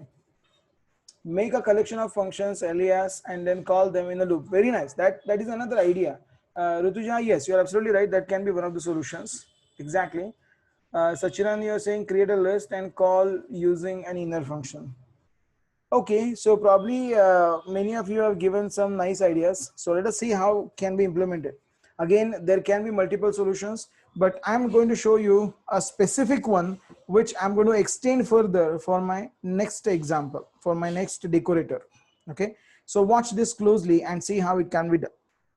I may say add 1020, add 3040, add 5060, add 7080, add 9000. Again, subtract 1020, subtract 3040, so on and so forth. This can be done easily by simply calling those 4 functions maybe five times. In a sense, total 20 lines of code will be required to do these things. And again, as and when you increase the number of payers or increase the number of parameters, the number of lines will again increase. So how can we do it then? I mean, is there any better option? Precisely, yes, there is a better option. And let us see how can we do that. Okay. This is one of the requirements where we want to, just perform the operations by using these separate functions like add, subtract, multiply, and division. Watch what happens here and watch how would you do it. Now, instead of directly passing these parameters to the actual functions like add, subtract, multiply, division, I'm going to create a separate function. You can call it as anything. I'm just going to call it as execute. Execute means it is my function which is going to execute another function, for example. So what I'm going to do here is I'm going to say this is my execute function, which is going to accept the first parameter as a function. So I know the first parameter will be always function because I have designed it. So I'm saying execute, this is the function. And then inside this function, I will simply call the function here. First, let me show you what exactly I'm going to get here, and then I'll call that function. This is something I already have mentioned earlier, but anyways, I'm going to say that this is my execute, and right here, I will say pass add. I am not making a call to that add. I'm just simply passing the function name, which means the function here would get a add assigned to it. In a sense, that function will be that function variable here or the function parameter here will be considered as a function alias, and indeed it is a function alias. It's a function alias to the function which we are passing here at the time of calling that function, calling that execute function. And you see on line number 22, when I call that execute function by passing add, function will point to add, and this is what I'm getting here. You see, this is the function. The function is a variable name which is pointing to another function named add at this particular memory location. So memory location is not a problem, but you see here the function is pointing to add. Now, because this function is pointing to add, I can definitely make a call to that function by saying function and 1020. So can someone tell me when I say function 1020, what will or which function will it call? What will happen? Which function that line number 20 would call? Add, right? Why add? What's the reason behind it is going to call add? I mean, why do you think like it is going to call add? What's the reason?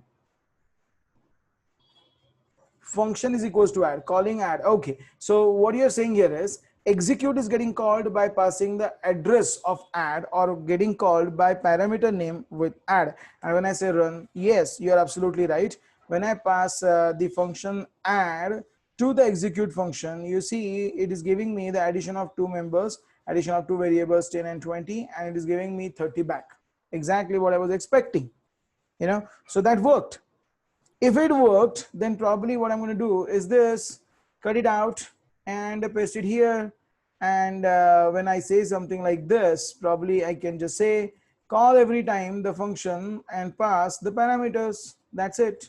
Because I know the function is going to point to add, I can simply call these, I can simply pass these parameters, and you see I'm getting the addition of 10 plus 20, addition of 20 plus 30, whatever it is, 30, 40, 30, 40, then 60, 50, 60, and so on and so forth. You see, Now I'm able to get the addition of all the members. And again, it is not that stupid like we are calling that add function 5 times, then subtract function 5 times, and so on and so forth.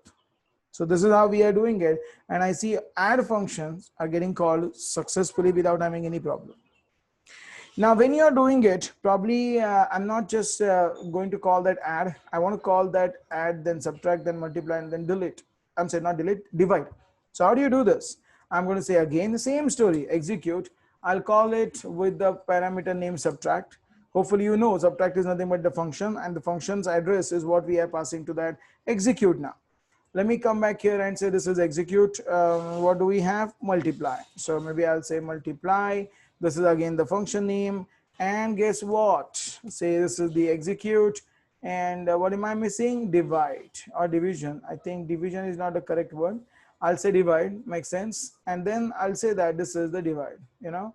So this makes sense. And now if I call this function, probably you will see we are getting the addition of those numbers, subtraction of those numbers, a division, a multiplication of those numbers, and the division of those numbers. So you see here by default it is kind of working, and by default it is showing me the addition, subtraction, then the multiplication and division of all the numbers which I was expecting.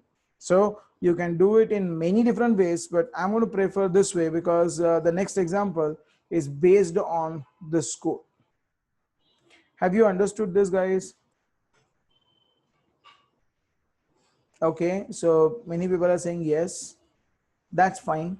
I mean, if you are saying yes, I can consider that. But if you're having any question or if you're having any doubt, please go ahead and ask me, because this is something which I want you to first understand. Unless you understand that, you cannot understand the next topic, that's decorator. Okay. Okay. So if you have understood this, let us continue further and explore. Maybe you can say explore the variations of this particular strategy. Okay. Please pay attention. Now my requirement is a little bit changed. I mean, I wanted to do this, I did that, everything worked fine, and now I want to change my requirement a little bit, you know, a little bit. The story remains same. I mean, here also we have to use a separate function like execute, but before that, let me first tell you what is my requirement. My requirement is like, I want to come back here and say, hey, this is the add function. So add function is kind of, you know, just saying that this is the add 10, 20, or let's say add 30, 40, whatever it is. When I say add 10, 20, naturally I'm going to get the addition of 10, 20, which is going to be 30. And this is how the result will be printed. Now what I want to do here is not only add, I want to call the function like a subtract and a division and other things as well. And while calling these functions, let's say this is divide, I'm sorry, this is the subtract, and say this is 20 minus 10. So if it is a case, probably you can see that I'm getting the result. But what I'm going to do here is I want my function to be representing or to be printing the values little bit different than what by default they are doing. So by default they are saying the addition equals to this, subtraction equals to this. What I want to do here is this. I want to literally go ahead and get the output, maybe something like this. This is what I'm expecting. I'll just show you first what am I expecting, and then you can tell me how would we get this. So probably I'm going to say this is dash dash dash dash dash, something like this, and this is what I'm expecting the output of add function. I'm going to have maybe some dashes before the function and a few dashes after the function. Kind of, I'm decorating the result. So what am I saying here is like I am decorating a result. So this is what my requirement is. So probably you can understand that there is a function called as add, and that add function is right now simply saying addition equals to 30. Now dynamically I'll add the different lines there before calling the function and few more lines after calling the function back. So after I get the result like 30, I will also print let's say number of dashes or maybe one number of line there after the call. So I want you to think about it for a minute and tell me how would you implement it if someone is asking you to do it. By the time, let me see the function. Let me see the question. Shatish, can we pass all functions in execute? You can, but that will be pretty restricted. I mean, that's the reason why I'm not doing it. I'm doing it only one at a time because again, there is a reason. Okay. But yes, to answer your question, you can pass as many parameters or you can pass as many function addresses as you want. There is no restriction. Okay. Okay, Amar, your question, execute is the built-in function or user-defined? Amar, I think you see here when I say def means this is defined by me. And as I said earlier, this is just for my understanding that I'm creating a result. Sorry, I'm executing a function. That's the reason I'm used the function as an execute. You can say anything there, doesn't matter. Okay, so I think you got the answer. Okay, so who's that? Who's that? Who's that? So Aman, I think you got your answer. Adesh, you are saying print dash. Okay, are you sure? Okay, sorry. Can or print minus 10 we use after the call. Okay, you are suggesting that you have to use that print dash start 10. I know what you are saying, or you are saying like how to print this one. I can understand, but you are telling me that you have to do it here. So I'll say, I mean, I'll have to say something like dash star 20, for example, before the call, after the call, you know. So I'll get my addition result decorated. What about subtraction? There also we need to copy and paste. And again, when I say run, you see my subtraction result is also getting decorated. So what you're telling me is like how to get those lines printed. I'm not asking that. I mean, we already have done that many a times. So I'm assuming that you already know this. But what I'm asking right now is like, how will you solve this problem? If you want to get the number of lines, then you have to literally go back to your existing code somewhere here, and then you'll have to modify it. I don't want to. I do not want to modify the function's body in order to print that number of dashes, and still I want to do it. How do you think? How do you do that?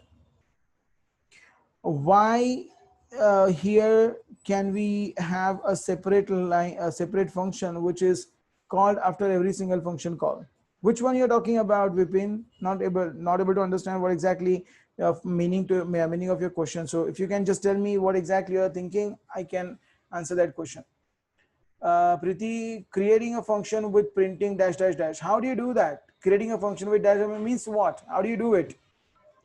Akshata, your question, can we do the same in execute function? Exactly correct. So basically what we are doing here is like, if I want to do something like this, we are going to do it with the help of something like something like an execute function. Watch what I'm trying to show you. You will understand that. This is subtraction, which is equals to 10, by the way. So when I say run, by default, it is not printing those lines. But if I want those lines to be printed, instead of calling that function add and subtract directly, see this, instead of calling that add and subtract, first create a function, def execute. Again, execute is my function. You can use anything there, doesn't matter. I'm going to create a variable called as a function, and I will call that function here. You see, function 10 and 20 or 20 and 10, whatever it is. So maybe instead of calling that function directly like add, I can say, hey, execute my function add, and again, execute my function named subtract. That's it. So this is the way we are going to call this function, and see, my answer is not going to change. At least till now, my answer is not going to change. I mean, I see the addition, I see the subtraction, everything is looking good. Now I want to print the number of dashes here. Do you see that? I don't have to modify my addition and subtraction, the original functions. Only I just need to come back here and say, hey, print the number of dashes here. Sorry, my bad. Print the number of dashes here. Let's say 20, whatever it is.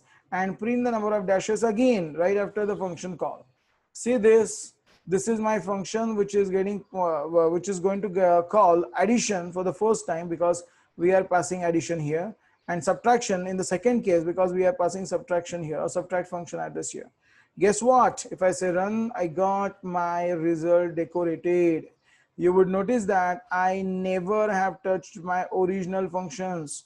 Original functions are still intact. We are not modifying the we are not modifying the body of the original functions. Rather, we have created another function called as execute, and there we did that. I mean, this is how one would write the code when he's been asked to do something like a decoration without modifying the original source code.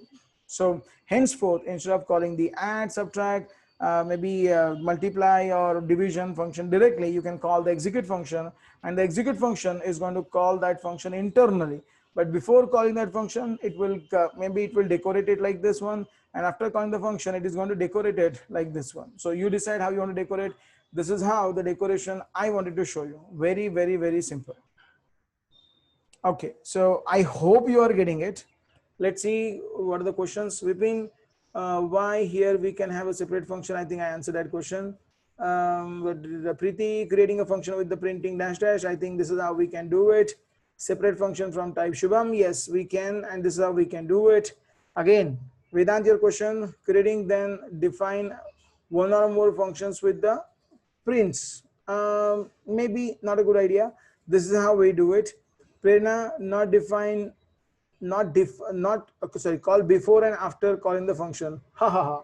You are saying like do it all the places, right? So whenever you are talking about doing it here, or doing it at the time of calling the function, then everywhere you need to replicate it. Everywhere you need to copy the code, which is not a good idea. So in this case, you see, I'm not copying the code. I'm just making use of what we have seen earlier. So we are using something called as a function alias, and using function alias, I still am calling the original functions by saying this is execute add. So it's going to call the existing add function, and it's going to say calling whatever it is. It is calling that function again and passing the right function name. So this is how we can do it.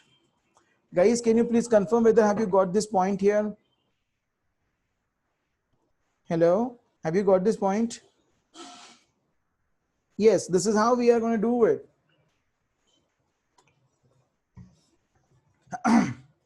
So probably if you can understand the requirement here is like, I wanted to modify my result, or I wanted to decorate my result.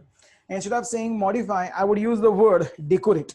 So I want to decorate my result. See, this is what the decoration means for me, at least for now. So this is the decoration I wanted to achieve, but I didn't want to copy paste the code. And this is neither a good idea to copy paste the code. So basically, without duplicating the code, without duplicating the efforts, I still want to modify my modify in a sense, still want to decorate my final results. And those final results are kind of, implemented without modifying my original code as well. See, I did not add any of the print statements in my add and subtract method. These functions are still intact. So yes, it's very simple. It's not a big deal. It's not a big deal, and it's very simple to understand. It's just that you have to think from that perspective. I know it is a kind of a different path that we are walking right now, but if you can understand that this is the path that you can walk, whenever you find the questions like this, you definitely can use this kind of scenario. It's very kind of important to understand the concept than just the code, because concept is something that you can implement or you can use in many different places. Okay, so this is the way we can do it. Can you please explain flow once it is? When you are calling the function execute, see line number 15. Okay, let's put a breakpoint here and let's try debugging this application. Let's put a breakpoint and let's say right click and say debug this application instead of running this application. See, my breakpoint is hit. That means my function is about to get called execute function. Now, while calling the execute function, we are passing the add function. So let us see what happens here. Don't say continue, just go inside it and then see the function here. So we are now calling the execute function. Let us see what that function is pointing to. So this function, I'll just hold my pointer back. This function is pointing to the add function. So if I just click on that, it will tell me all the other details. Like it is calling that function add, it is having some other details there. I don't care about that. But important thing is this function is pointing to add. So this is important. This function is pointing to add at this particular memory location, whatever it is. So now if I say that the function is pointing to add, and if I make a function, so here I'm printing all of them. Again, here I'm going to make a call to that function. This function here is pointing to add that we already have seen a minute before. So when I say call, it's going to go inside that function. We'll print the addition of these two numbers. We'll come back and then again we'll print the dashes and we'll come back and it will execute. So this is how it is going to do the job. So continue. I think we already have seen the result. So this is how it is. So probably those who wanted to see this again one more time, this is how it is going to do the job. So probably if I say run, it is going to give me all the values there. I mean, all the results there. It can be addition result, can be subtraction result, can be a multiplication result, can be anything there. It doesn't matter. Now, uh,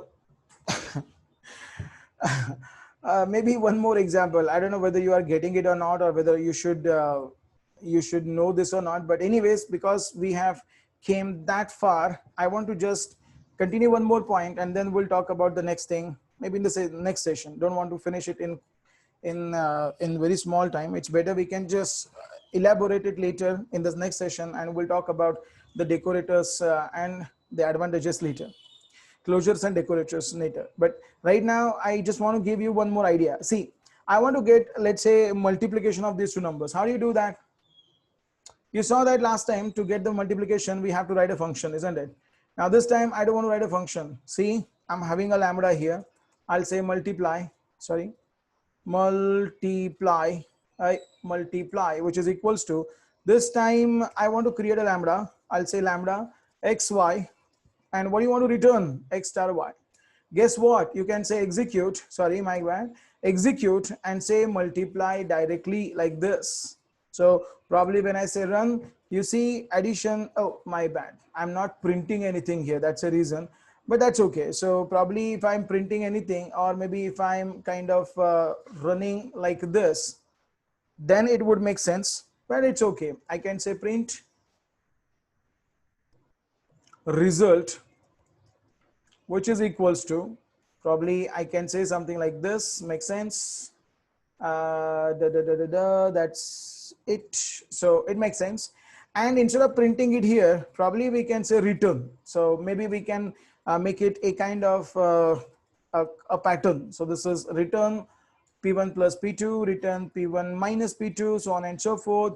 Now if I say run, you see the result is equals to 30, that's addition. Result is equals to 10, that is subtraction. The result is equals to 200, that is multiplication. Please understand that for multiplication we have used lambda, and because we have used lambda, not necessary that we have to just go back and create a lambda separately and then pass it here. For division, I'm directly going to pass it here. So I'll say execute. This is lambda. We are going to get x and y, and we'll say x divided by y. Guess what? You still will be able to do the same thing. You see, we are kind of modifying the result without modifying our original logic, without modifying our original code, without modifying or without touching our original function back. I'm just giving you different variations here, possible variations here. So this is the way we can do it. So probably when I say run, I'll still see all my results are getting decorated without having any problem. But no, without having any problem in the sense, without having any issues there. But there is a big problem. Anyone, can you tell me, like, what do you think a problem about this code is? I'm not talking about the answer. The answer is working. I mean, the final answer is absolutely what I'm thinking about. But there's a small problem. Anyone, can you tell me what do you think a problem can be for this particular code? Divide by 0 and all that stuff we can take care of later. Fine. I mean, I understood your point of view, Vipin, but I can take care of this later. But looking at line number 17, 18, 19, 20, 21, what do you think there? What could be the problem? We can pass a string like add sub to the execute function. For more clarification of printing result line add, we can, not a big deal, we will, rather later, we will, but still, what do you think a problem is? Think from the caller's perspective. What do you think the problem is? Calling the functions and execute repeatedly. Okay, so you are saying we are calling the execute function repeatedly, but unless we do it, how else we will be able to get the addition, subtraction, multiplication, and the division? So that is required, isn't it? The type of result. Okay, fine. What else? Pranit, calling function in execute repeatedly. I mentioned that. Jenica, we are calling it multiple times. Okay, you're saying like we are calling it multiple times. Guys, yes, we have to call it multiple times because we have to get the addition, subtraction, multiplication, and division. So we have to call that same function 4 times. Understood this? But what is the problem? Okay. Okay, why using this? Okay, fine. You're talking about lambda and other things. Okay, let it be. I'll tell you what is the main problem here, and then we'll see the solution of this problem by using something also closure and decorator in the next session. When you think about getting the addition, subtraction, multiplication, and let's say division, probably I should have called my original functions. In a sense, I should have called my function add or subtract or multiply or division in order to get all the operations executed. But the problem here is, instead of calling add, I'm calling execute and passing add as a parameter. Instead of calling subtract, I'm calling execute and passing subtract as a parameter, and so on and so forth. The problem here is we are not using the original functions. How will you defend yourself? How will you tell your caller that, hey, don't call my original function, call execute and pass my function's address there? How do you do that? It doesn't make any sense. Yes, it's kind of losing the readability. Absolutely right, Perina. So when you're talking about the address function, add function or subtract function, you created those functions so that you can call them, but we are not calling them. Instead, we are calling execute, and then we are passing add. When we are passing subtract, then we are passing multiply, and so on and so forth. So you might say, why are we doing it? Why don't you simply call those functions directly like this? So probably if I call them, say add, I'm sorry, and pass 10 and 20 or 20 and 10, whatever the parameters I was thinking about, you see, it's not giving me any kind of, yeah, now it is not giving me any kind of output because we have to do it in this way. That's fine. But do you see that it's not giving me any kind of decoration? It just shows me something like this. Actually, I was looking for the decoration without modifying my original code, and that for that reason we have written a function called as execute, and then we are calling that return function or execute function, and then passing our original function's address there. That is the biggest problem of the strategy. Output wise, everything is working. Result wise, everything is good. But at the time of calling the function, we are not making call to the original functions, but instead we are making call to our separate function called as execute and passing original function's address, which is not making that code much more readable. And that is what we want to fix. When I say that is what we want to fix, we have to think about a solution. Listen to me carefully. We have to think about a solution where the solution will make us call the original functions, number one. At the same time, the original function, whatever result it returns, it will get decorated with the same decoration what we had earlier when we were calling that execute function. Which means we want to achieve two things here.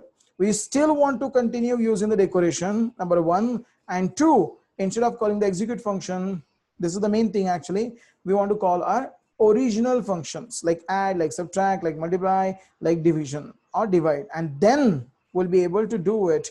We'll still be able to do it with the concept called as a closure and a decorator. I mean, this can be done with the help of a closure, and the closure can further be used as a decorator. So that is how the flow will be. Anyways, I think today we have seen a couple of different things. These are the prerequisites of understanding closure, and closure is a prerequisite of understanding decorator, and decorator is a prerequisite of understanding something called as a flask, and flask is a kind of prerequisite for understanding REST implementation, and REST is a kind of prerequisite for developing web services or the web application these days. So that is why we are kind of discussing it here. Later on, in the packages section, we are going to discuss something called as a Flask extensively. For that reason, we have to talk about this. Okay. Bit confusing, too many ways. Yeah, I know there are too many ways, but we just have to look at only one way for now. Okay. Okay, so all of them are kind of dependent. I know you will not understand the later part. You will get that later when we go to that point, but at least for now, focus on this one right now. Okay. Please explain the lambda again in multiply. What needs to be explained here? What is the, guys, that's what I said. Every day, if you can take a look at the code one more time, probably you will be able to understand the code. So Mirin, look at this. Line number 21 is where we are saying multiply, which is a lambda. Lambda is nothing but the function. So probably if I just come back here and say, hey, what is a multiply? Let me try. multiply, which is equals to multiply, and the type is equals to, you know, type is equals to type of multiply. And if I say run, probably you can see the type of multiply is a function. So basically, because it is a function, I can pass it as a parameter to my execute, you know. So that's how we are doing it. Shubham, but we have not defined the lambda function in above function. How do we use it? Where? Line number? Shubham, line number? Prerna, what we call this way of calling in Python? What we call this way of calling function? There is nothing like passing a function with the name. No, there is nothing actually.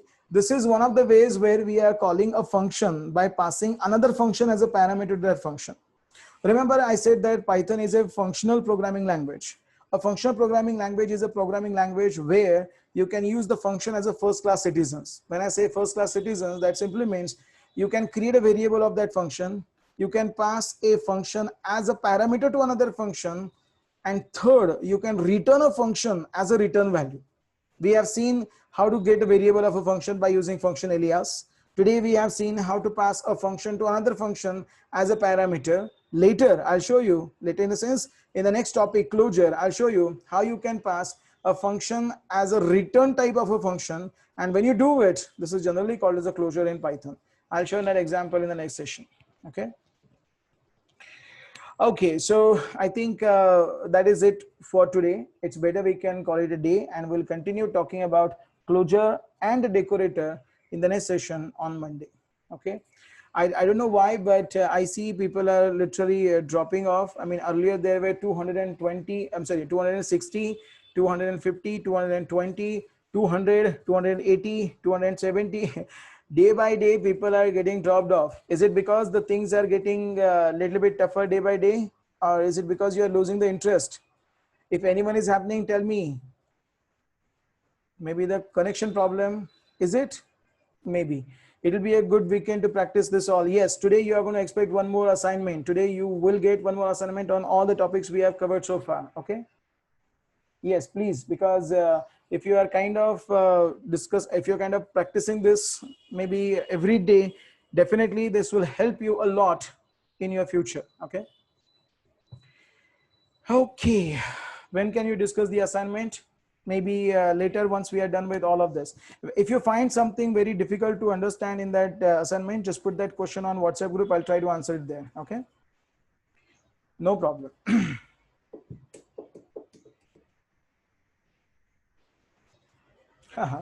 Okay, no problem. Fine, no problem. That's fine. Okay, so it's better we can call it a day. We'll continue further on Monday exactly at 8 o'clock as usual. I think as usual, thank you for attending today's session. I'll see you exactly on 8 o'clock Monday morning, and I hope you will practice this these concepts in tomorrow and after tomorrow's time, weekend's time. And again, have a very good day ahead and have a very great weekend. Enjoy it and feel fresh on Monday. Okay, thank you. Bye bye.